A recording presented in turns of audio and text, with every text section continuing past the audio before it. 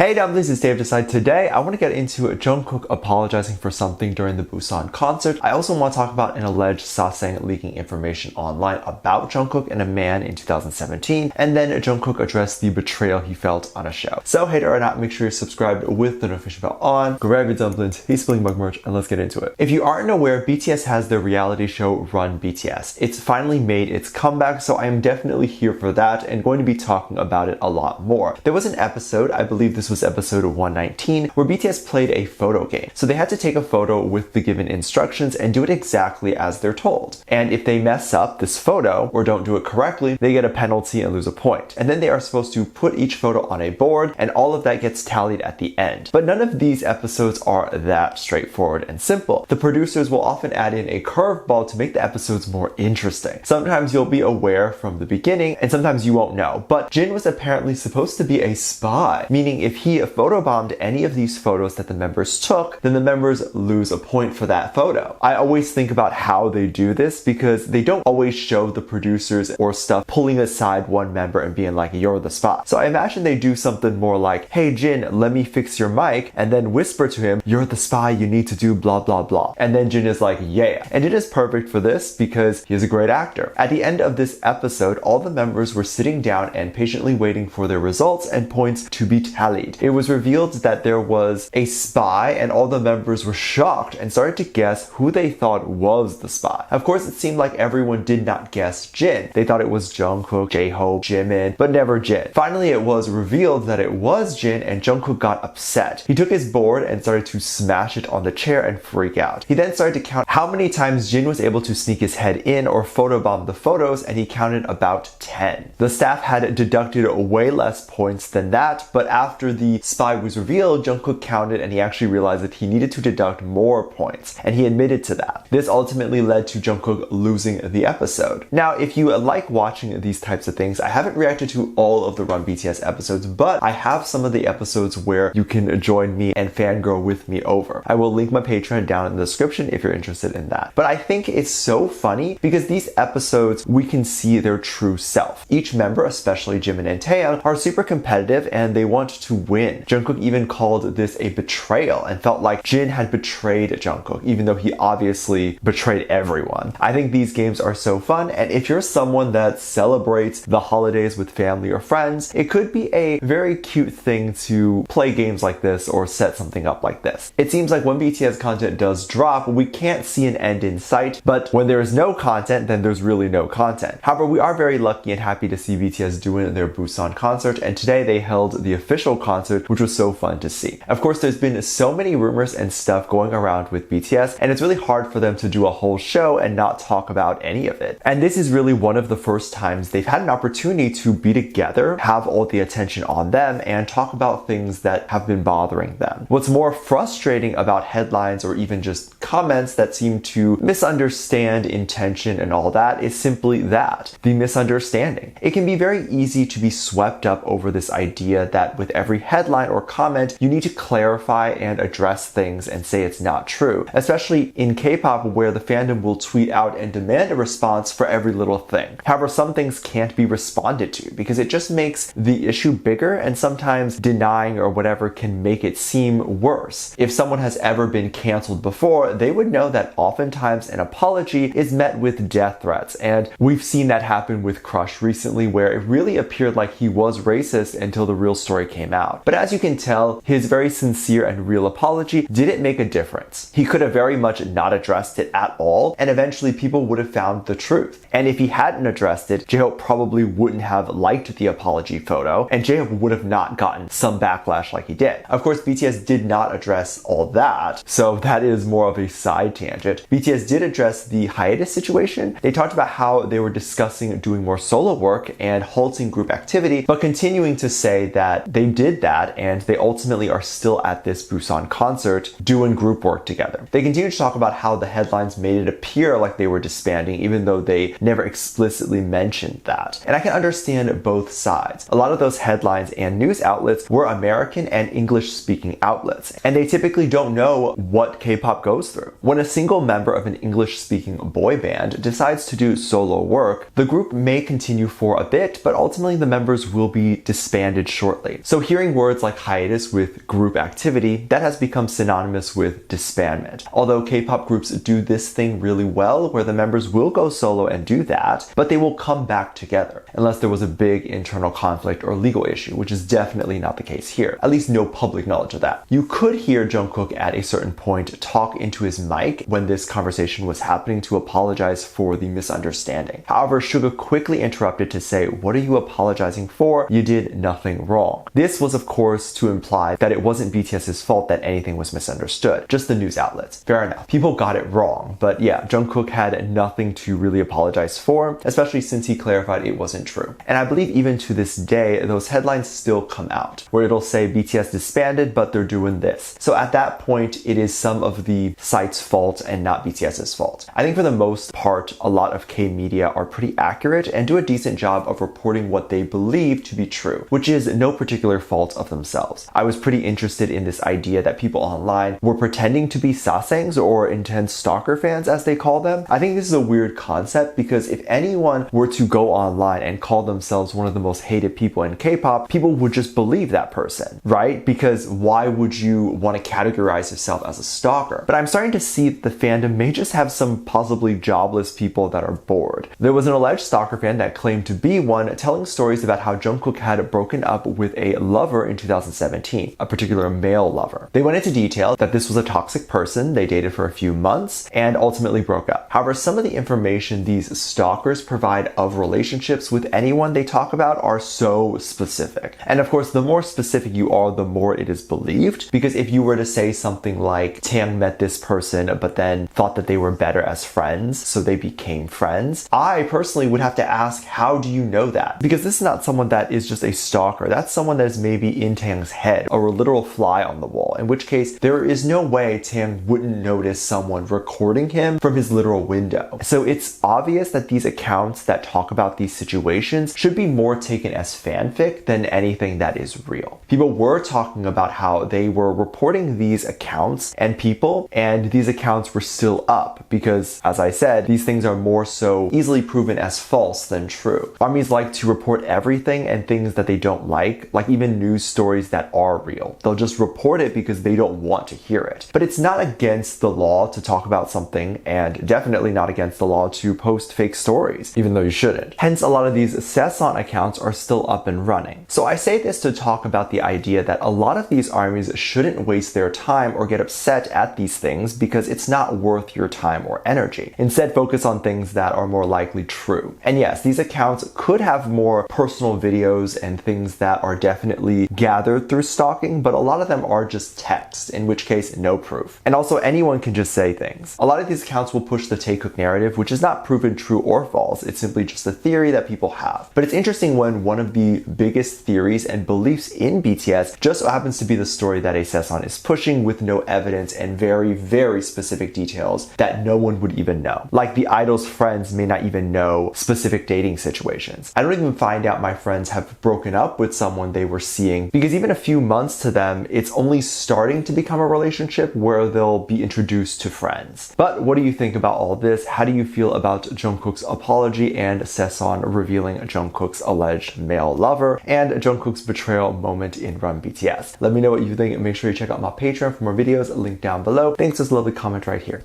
Love you, bye.